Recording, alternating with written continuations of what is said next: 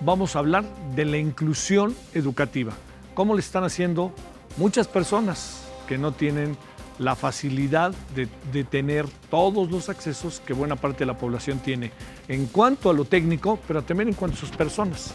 Está interesante el asunto, ¿eh?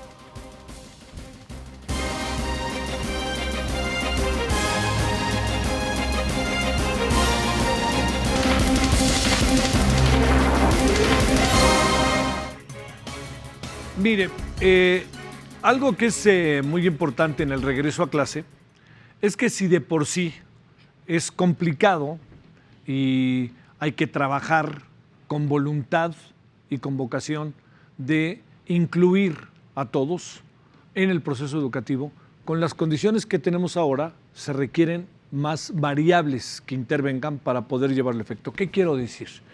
Que la inclusión educativa para personas con problemas físicos, si usted quiere, o si quiere, ¿no? Con problemas de salud o con problemas de nacimiento, con lo que llaman de repente, ¿no? Otras virtudes, otras características de niños, niñas de este país y del mundo. Esto, que es siempre un tema muy importante de atender, y además un tema que está entre nosotros, ni siquiera evadirlo, aunque de repente no hagan caso, pues algo que ha venido pasando es que echar a andar el nuevo proceso requiere también de nuevos mecanismos en este sentido. Entonces, yo le diría que algunas cosas se han hecho. El lenguaje de señas es uno de ellos, muy importante.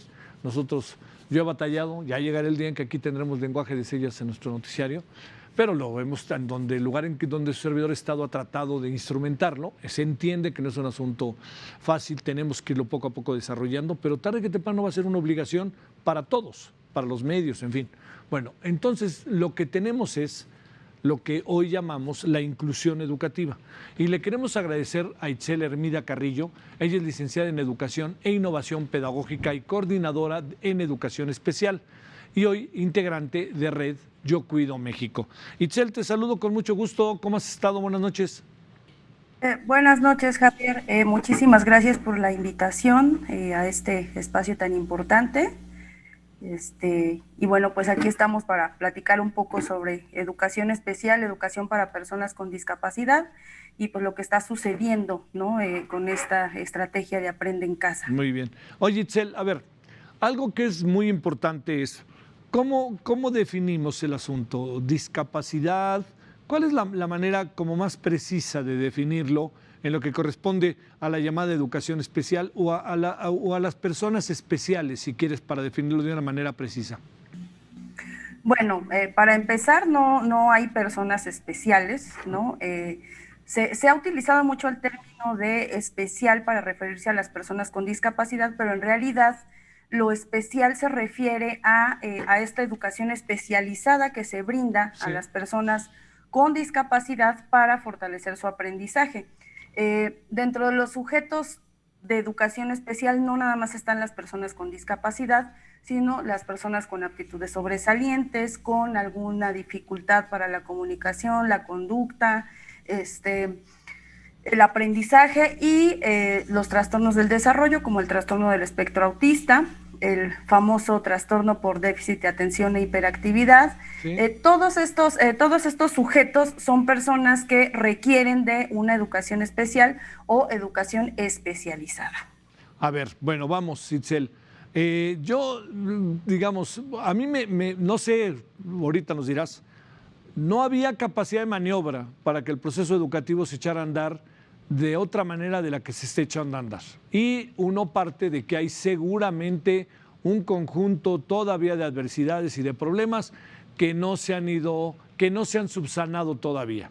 Bajo la perspectiva de las discapacidades que pudiera tener eventualmente una persona, un niño, una niña, un adolescente, ¿en qué andamos en este regreso a clase? ¿Qué has encontrado y qué podríamos comentar sobre ello? Bueno, pues tenemos, a partir de la reforma educativa del año pasado, de 2019, tenemos a la inclusión educativa como uno de los ejes rectores de nuestro sistema educativo. Sin embargo, pues no hemos visto reflejada esta inclusión no nada más en la implementación de esta estrategia de Aprende en Casa, que si bien es cierto que es sumamente complicado diseñar una estrategia en un tiempo de crisis que dé respuesta a todas las necesidades, a las particularidades y a los contextos de los alumnos, está resultando ser una estrategia sumamente excluyente, porque en su diseño, la estrategia Aprende en Casa 1 y ahorita estamos en Aprende en Casa 2, pues no ha tomado en cuenta las diferentes necesidades de los alumnos. Entonces, pues tenemos, como bien lo mencionaste, la lengua de señas mexicana ya en todos los programas de Aprende en Casa. Tenemos libros en braille y en macrotipo para casos de personas con discapacidad visual. Sin embargo, esto por sí solo no garantiza la inclusión, ya que no existe una estrategia que esté planeada y pensada para responder a las necesidades educativas de todas las personas. Es decir, que seguimos teniendo una estrategia que parece apostarle a la uniformidad, a que todos aprendan lo mismo, de la misma manera. Y bueno, en ese sentido, pues ahí no podemos hablar de inclusión, ya que no se toma en cuenta a un sector de la población importante, como son pues las personas con alguna discapacidad o con alguna necesidad específica para su aprendizaje. Bueno, oye, Itzel, se une a nuestra conversación Víctor Santos Catalán, licenciado en Educación Especial y maestro ciego, especialista en la enseñanza de niños ciegos o con baja visión. Víctor, gracias que te unes a nosotros, a Itzel y a tu servidor. ¿Cómo has estado? Buenas noches. ¿Qué tal? Muy buenas noches.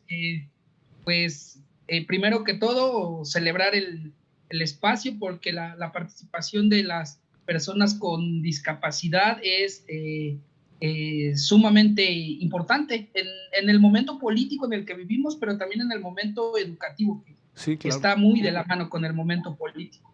A ver, fíjate, le echamos a andar la conversación con Itzel con un tema que te repito para que nos des tu punto de vista, de lo que hemos llamado nosotros como tema inclusión educativa.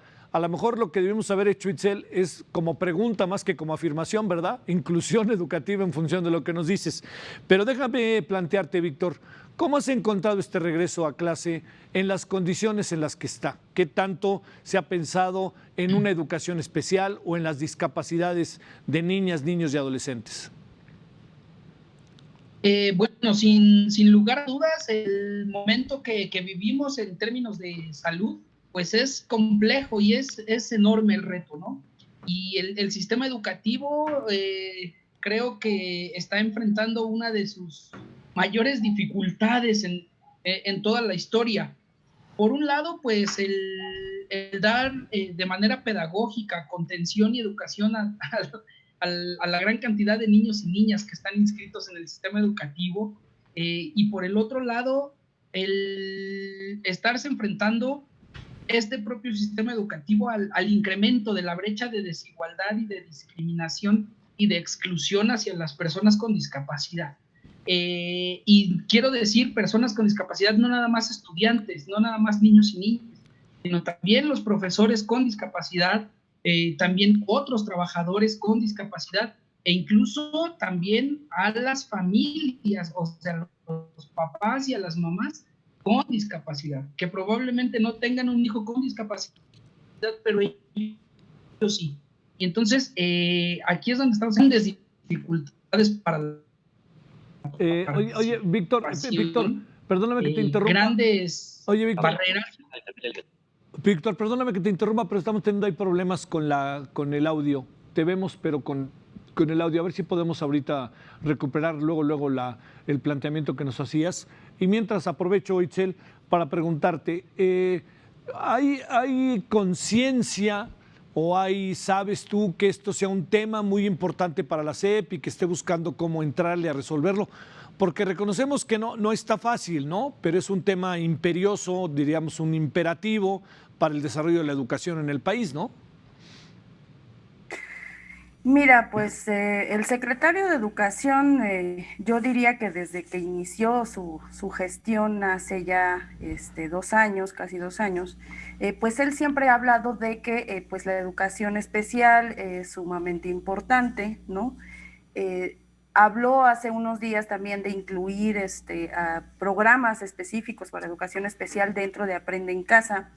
Sin embargo, la forma en la que se están elaborando las estrategias, desde mi punto de vista, pues no ha sido la correcta, ya que se ha excluido a la comunidad de la escuela pública, a los maestros de educación especial, a los maestros con discapacidad, a las familias, a los propios alumnos, se les ha excluido del diseño de esta estrategia. En cambio, se ha acudido a pues, asociaciones de la sociedad civil, organizaciones no gubernamentales, grupos empresariales, que no es que no puedan aportar, sino que no están directamente dentro de la escuela pública. Entonces, tal vez la visión que ellos tienen pues sea sesgada, es una visión que pues no es igual que la que tenemos las familias, ¿no?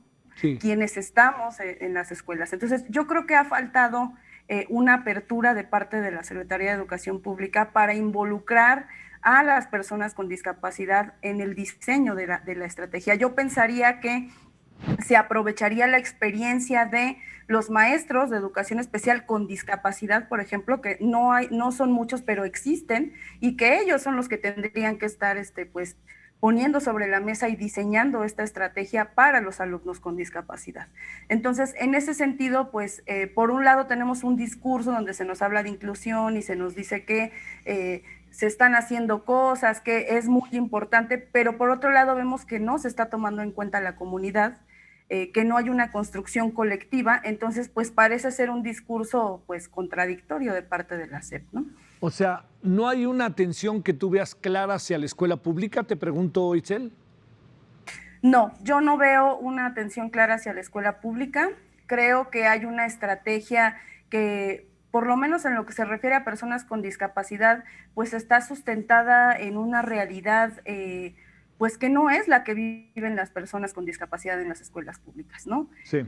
Solamente se habla de 16 programas específicos para educación especial, cuando tendríamos que tener toda una barra de programación que fuera dirigida a las personas con discapacidad, de acuerdo a sus necesidades, de acuerdo a las diferentes discapacidades que hay. Entonces, tendríamos que estar pensando de qué manera vamos a favorecer, a fortalecer el aprendizaje de los alumnos con las herramientas que tenemos. También hay un amplio sector de personas con discapacidad y de maestros que no tienen acceso a la tecnología, que no tienen acceso al radio, que no tienen acceso a un teléfono celular. Y son casos que se ven, pues, si aquí en la Ciudad de México vemos esos casos, pues hay estados donde, bueno, la exclusión es brutal. Nos hablan de que se les van a hacer llegar los cuadernillos de CONAFE, pero si no hay ninguna adecuación, por ejemplo, para personas con discapacidad intelectual, pues yo le puedo hacer llegar el cuadernillo, pero eso no garantiza que la persona vaya a ejercer su derecho a la educación. Bueno, a ver, ya estamos otra vez con Víctor. Víctor, gracias de nuevo. Nos quedamos cuando estabas empezando a hablar de lo que está haciendo la instrumentación de la política educativa para las personas con discapacidad. A ver, ¿qué alcanzas a ver ahí, Víctor? Sí, yo lo que estaba comentando es que en definitiva vivimos el reto más grande, ¿no? Yo creo que de la historia para el sistema educativo. Sí. Y desafortunadamente lo que estamos observando es que estas brechas de desigualdad, de discriminación y de exclusión hacia las personas con discapacidad se amplía, se hace más grande, y no es que no existiera, sino ya estaba ahí, nada más que había sido medio invisibilizada por el discurso de la inclusión, por el discurso de la igualdad, pero al interior de las escuelas, al interior de las aulas, y no solamente por las escuelas y las aulas en sí mismas, sino por el diseño institucional de los modelos educativos, las personas con discapacidad quedamos al margen. Y lo que yo te comentaba es que estamos enfrentando grandes dificultades, no solo los estudiantes, las niñas y los niños, sino también maestras y maestros con discapacidad, y también otros trabajadores de la educación con discapacidad, e incluso las mamás o papás de niños que quizá no tengan una discapacidad, pero los papás sí. Sí. Y entonces ahí también está una situación a la que a todos y a todas se nos está enfrentando a situaciones de barreras para el aprendizaje y la participación, ¿no? O sea, sin duda es un momento complejo, un reto gigantesco, pero creo que el camino no sería decir que vamos bien, sino el camino sería reconocer los retos, reconocer nuestros obstáculos como sistema educativo y acercarnos a los expertos de la vida cotidiana, a las personas con discapacidad, para escuchar, para pedir propuestas y sugerencias, y que sean las mismas personas con discapacidad quienes estén orientando este trabajo, porque justamente hace ratito yo decía que el momento político y el momento educativo que vivimos, que van de la mano, lo que exige es la participación ciudadana, y el mismo discurso de la inclusión significa escuchar a la población y ajustarse a las necesidades y a las solicitudes de la población, en un nivel a lo mejor prioritario hasta más alto que el de los deseos institucionales, ¿no? Sí. Porque hasta hoy, por ejemplo, la escuela, la institución educativa dice que los niños tienen que ir a la escuela a algo, y ya lo tiene determinado, pero tendríamos que validar, se tiene que validar si en realidad para las personas con discapacidad eso es lo que se necesita, o hay que agregarle algunas otras cosas más para que sea de mayor beneficio en la vida cotidiana de nosotros, ¿no? ¿Qué alcanzas a ver, Víctor, en todo este proceso en el cual tú estás metido, en relación con el sistema educativo? Déjame planteártelo así. No dudo que las autoridades de educación estén pensando en cómo entrarle al tema, pero da la impresión de que no están haciendo sus tareas en lo general en este sentido. Entonces, la pregunta sería, ¿qué tendrían que hacer? Creo que estamos en tiempo de que se haga en función de algo muy importante. Tenemos una semana y un día de que empezó el proceso. Y agrego otra cosa ahí.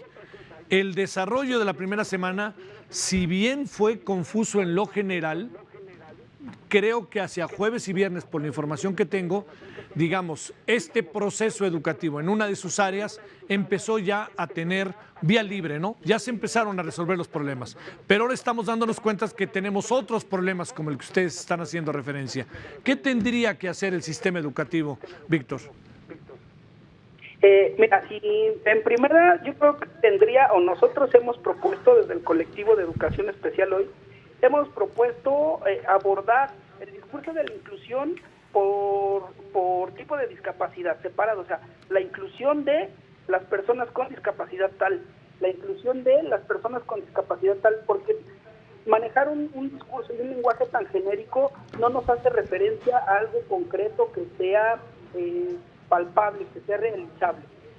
Me voy a centrar por cuestión de tiempo únicamente en los ejemplos de la discapacidad visual, porque la situación es fácil, realmente fácil, si el sistema educativo, las autoridades educativas quisieran hacer este abordaje. En primera, a los niños y a las niñas con discapacidad visual y en concreto con ceguera, pues se les tendría que estar enseñando a leer y escribir con el sistema Braille. Sí. El secretario de Educación nos ha dicho muchas veces que estamos en un sistema incluyente porque los niños y las niñas reciben sus libros, ya sea en Braille o en macrotipo, ¿no? Que son los modelos amplificados para los temas de baja visión. Pero bueno, si yo te entregara, por ejemplo, a ti un libro impreso en sistema Braille, pues ¿qué ibas a hacer con él? Muy pocas cosas, además de tener el librero. Sí.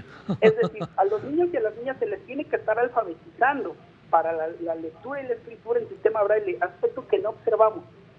Se les tiene que estar enseñando el uso del ábaco matemático, del ábaco Kramer, que es específico para la discapacidad visual, pero también es de utilidad para los niños sin discapacidad.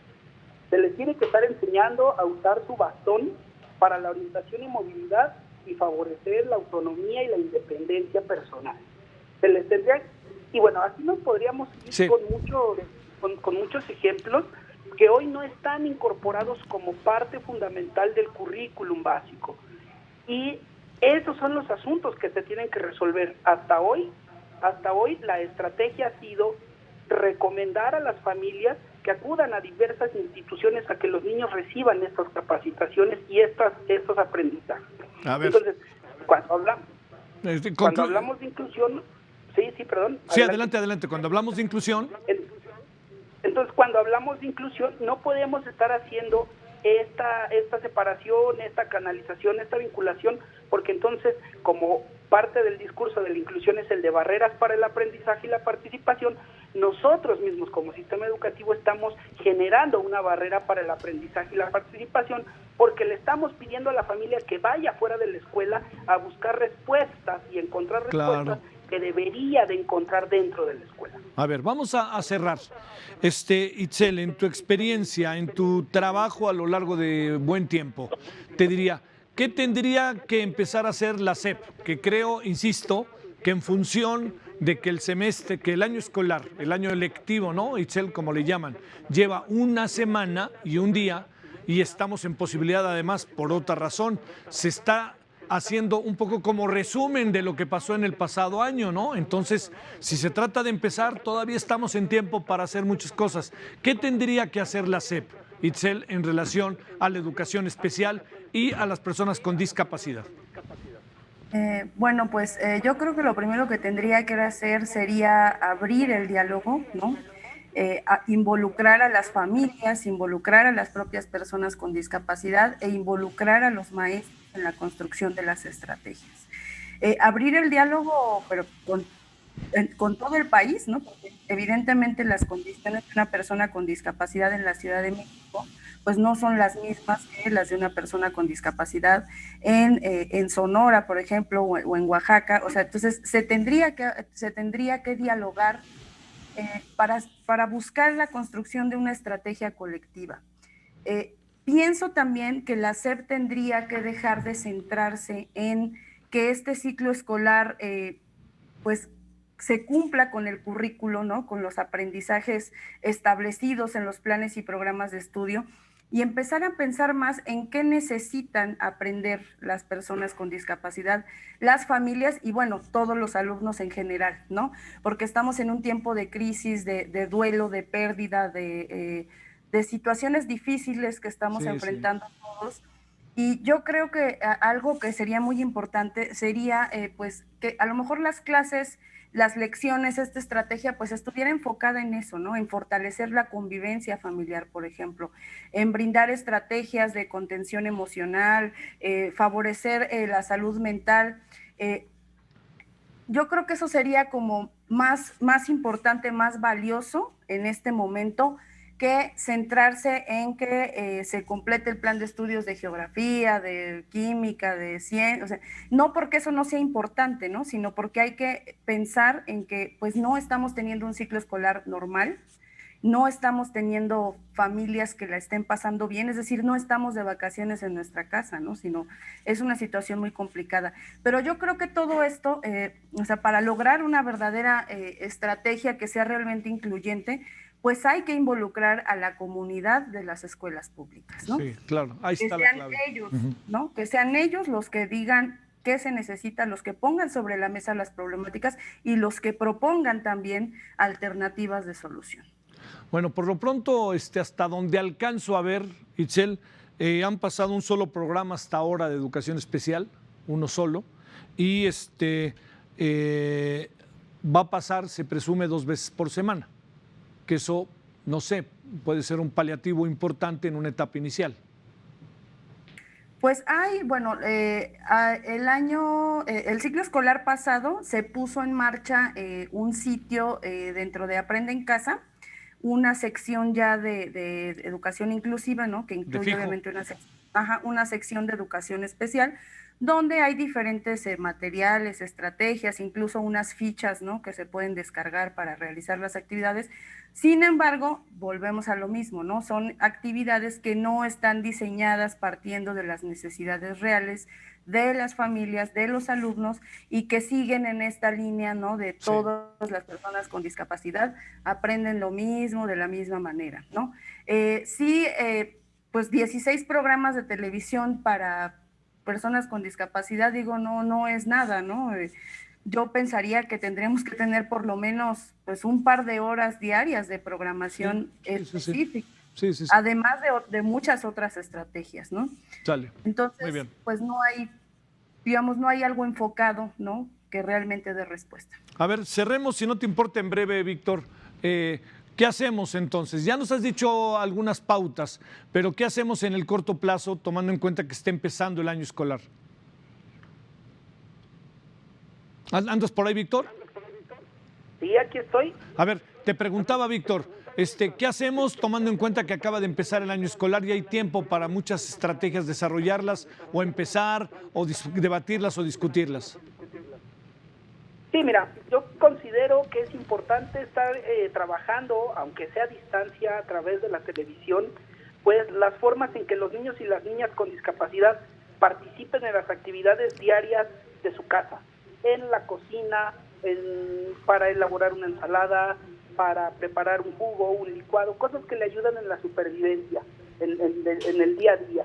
Cómo relacionarse de buena manera y de manera pacífica, armónica con sus familiares, porque no nos sirve estar sentados en una silla frente al televisor 2-3 horas y luego cumpliendo tareas y luego entregando tareas por Classroom o por Meet o por Zoom o lo que sea. Yo la verdad es que no entiendo cuál es la necesidad de que esto suceda así. También porque tenemos que estar alertas a lo que se puede detonar, a los niveles de violencia, de agresión, de intolerancia, de impaciencia o de frustración, en los que pueden meter no solo a los niños con discapacidad, sino a los niños en general y a sus familias, ¿no? Sí. ¿Qué hacemos? Pues ser más empáticos. La Secretaría de Educación tiene que ser mucho más flexible, más empática y entender que en el momento en el que estamos, lo que se necesita, lo que necesitamos en las casas, en la población, son ambientes saludables y no son saludables los espacios y los ambientes que se están generando ahorita, ¿no?